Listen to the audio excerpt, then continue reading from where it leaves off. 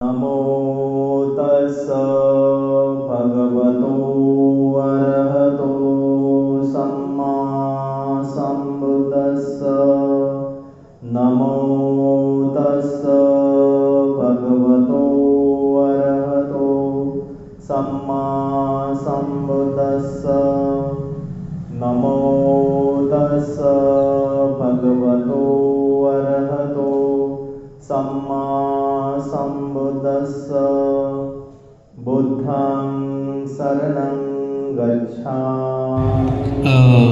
मला वाटतं सर्वांना कंटाळा आला, कारण बसण्याची सवय नसते. माणसाला फिरण्याची सवय असते, परंतु बसण्याची सवय नसते. बरोबर आहे?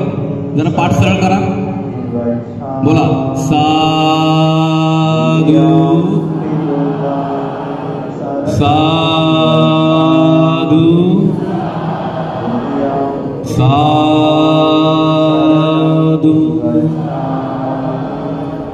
महाकरुणी तथागत.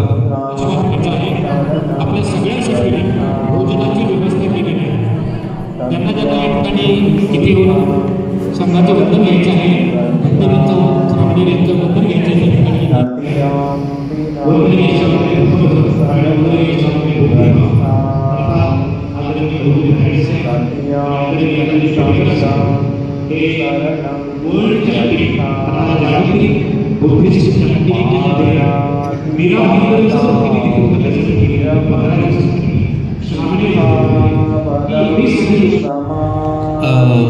मला वाटतं सर्वांना कंटाळा आला, कारण बसण्याची सवय नसते.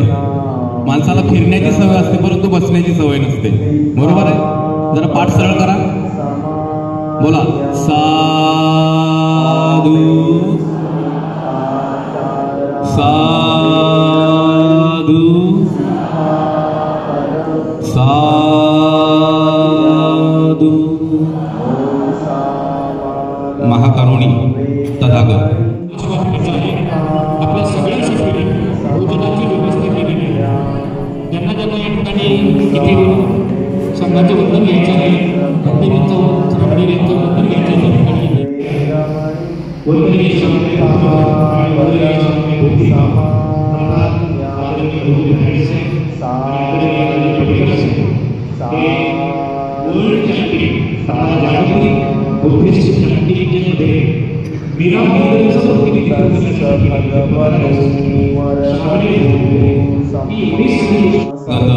सम्यक संबुद्ध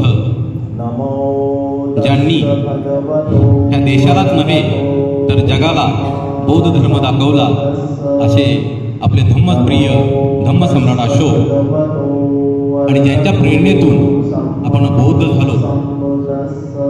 आपण माणूसही नव्हतो, ज्याने आपल्याला बौद्ध केले. आमचे ते प्रेरणादाते, तुमचे आमचे उद्धार करते, परमपूज्य बोधिसत्व क्रांती सूर्य, विश्वरत्न भारतरत्न भीमाई पुत्र डॉक्टर बाबासाहेब आंबेडकर यांना प्रथमतः त्रिवार अभिवादन.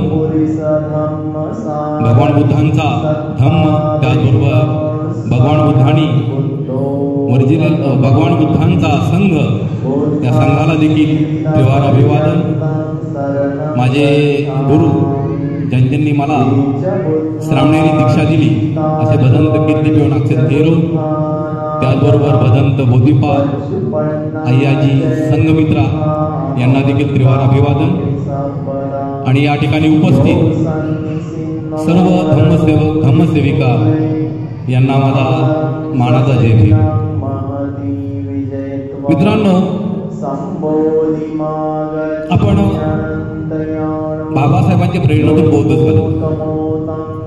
वास्तविक पाहता बाबासाहेबांनी आपल्याला बौद्ध धर्माची दीक्षा दिली आणि बाबासाहेबांचं लवकरच महापरिनिर्वाण झालं.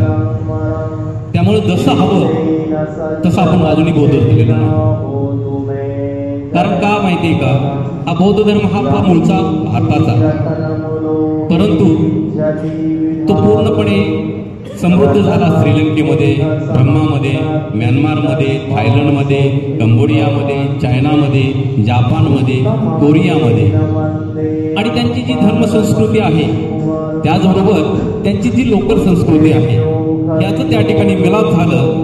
आणि त्या मिलापाने वेगवेगळ्या पद्धती, चालीरीती या ठिकाणी निर्माण झाल्या.